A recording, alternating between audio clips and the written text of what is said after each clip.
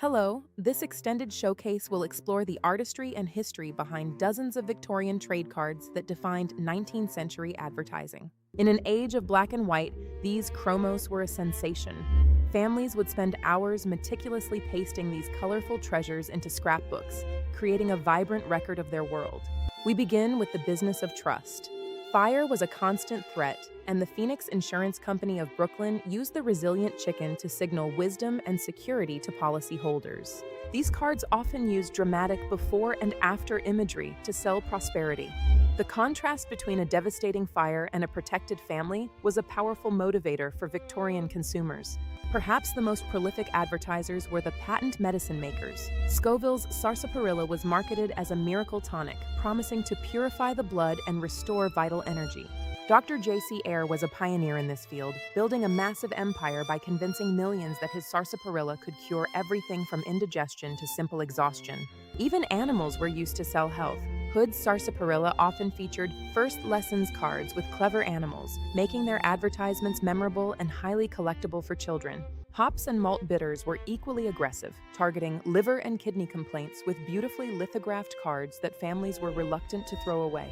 As industry boomed, massive factories like the Duber Watch Case Company became symbols of American manufacturing prowess, employing thousands and producing millions of pocket watches. Duber's acquisition of the Hampton Watch Company allowed them to create complete timepieces. Their cards often used sentimental scenes to associate their watches with family reliability. The American West was won by machinery. The Hoosier Drill Company revolutionized farming, and their cards sold the promise of efficiency and modern progress to the rural heartland. These machines were massive investments. Advertising cards made them feel accessible, showing romanticized farm life where technology worked in harmony with nature and tradition.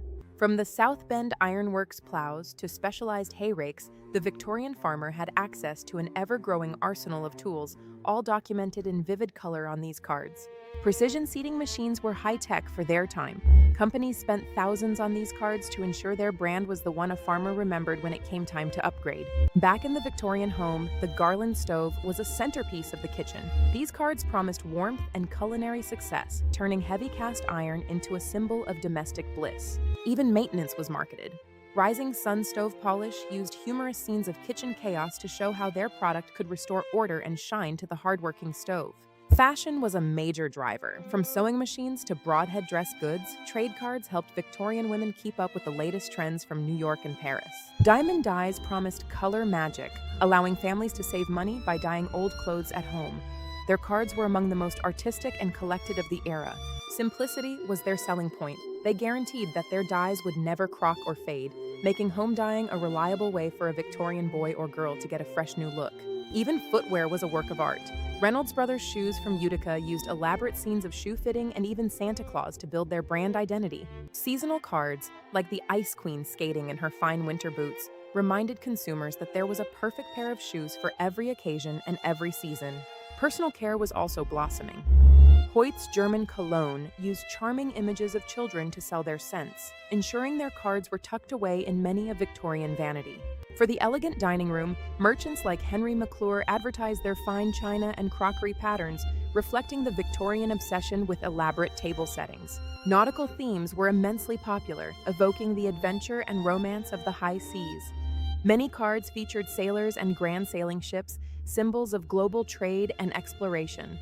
This nautical romance often extended to sentimental scenes of sailors returning home to their loved ones, a common theme that resonated with a maritime-focused nation.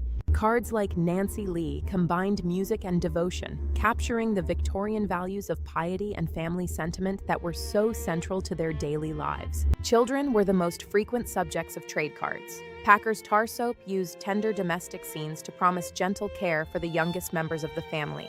Portrait cards like Irma with her cat are essentially the 19th century equivalent of a photograph, capturing a moment of childhood innocence in 1885. Animals and children were an unbeatable marketing combination. Whether it was puppies in a bucket or a girl with her pet sheep, these images were designed to be irresistible. Education and artistry were also celebrated. These cards often reminded children that knowledge is a duty, even while using the images to sell anything from tobacco to soap. Humor played its part too. From boys playing leapfrog to whimsical caricatures, Victorian advertising wasn't afraid to be playful and even a bit mischievous to grab attention. Puzzle cards were an ingenious way to keep people looking at the advertisement. Can you find the canary hidden in this mother's embrace? These cards turned marketing into a game. Darby and Joan Tobacco took the puzzle concept even further, challenging smokers to find a whole list of hidden animals and people within their intricate landscape. From bears drinking fruit vinegar to majestic lions guarding barrels, the Victorian imagination knew no bounds when it came to using the animal kingdom for commerce. Cherubs and cupids were everywhere, bringing a touch of celestial sweetness to mundane household items like baking powder and cologne. Victorian language of flowers allowed cards to convey secret messages. A bouquet wasn't just pretty, it was a carefully coded sentiment of love, friendship, or remembrance.